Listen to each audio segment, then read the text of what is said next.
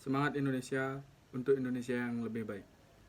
Perkenalkan, nama saya Ikomang Suputra Da Silva Juliarta, NIM 20202110216216, Fakultas Hukum Universitas Ngurah Rai. Hari ini saya akan membahas topik yang bertema kekerasan terhadap anak dan perempuan. Ngomong-ngomong tentang kekerasan anak dan perempuan, di negara kita, Indonesia ini dibilang memprihatinkan.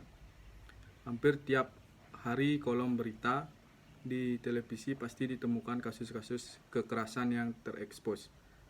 Berbicara kasus kekerasan terhadap anak, realitanya menimbulkan dampak yang luar biasa jika benar-benar terjadi.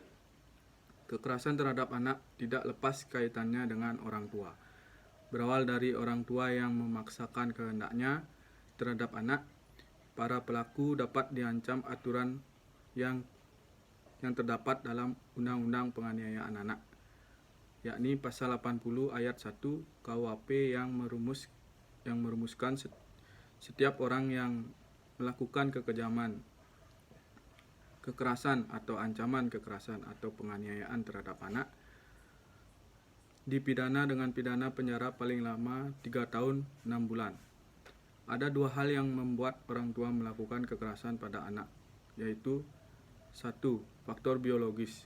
Faktor biologis yang berasal dari dalam diri anak atau internal dapat berupa pengaruh genetik dan sistematik otak.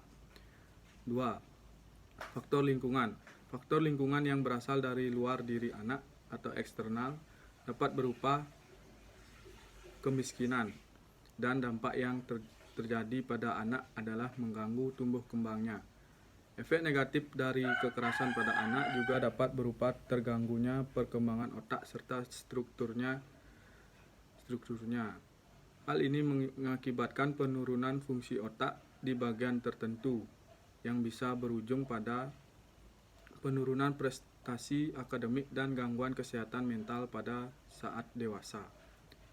Sedangkan kekerasan terhadap perempuan sama memprihatinkannya dengan kekerasan anak.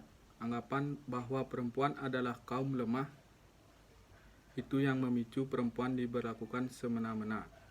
Tindakan kekerasan terhadap perempuan adalah tindakan pidana. Hal tersebut telah diatur dalam pasal 351 ayat 1 KUHP yang merumuskan penganiayaan diancam dengan pidana penjara paling lama 2 tahun 8 bulan. Berdasarkan hasil dari Survei Pengalaman Hidup Perempuan Nasional tahun 2016 mengungkapkan terdapat 4 faktor penyebab terjadinya kekerasan fisik atau seksual terhadap perempuan yang dilakukan, yaitu faktor individu, faktor pasangan, faktor sosial budaya, dan faktor ekonomi.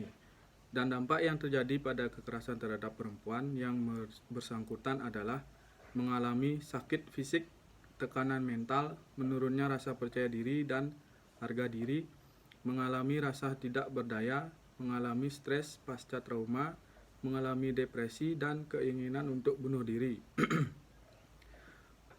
Menurut pandangan saya pribadi, selama ini kasus-kasus banyak diabaikan oleh negara sebab dia pandang hanya sebagai masalah internal keluarga. Jadi investigasi dianggap kurang penting. Padahal jelas tertulis di undang-undang bahwa anak dan perempuan berhak memperoleh rasa aman, nyaman, dan hak mendapat perlindungan hukum dari berbagai tindak kekerasan. Merupakan tanggung jawab negara untuk memberikan perlindungan bagi semua anak dan perempuan dari segala tindak kekerasan, juga harus menjatuhkan hukuman pada pelaku. Tanggung jawab itu cukup jelas karena termasuk pelanggaran hak asasi manusia. Karena keadilan sosial merupakan tujuan dalam Pancasila, maka sangat perlu membangun hukum yang adil. Semangat Indonesia untuk Indonesia yang lebih baik.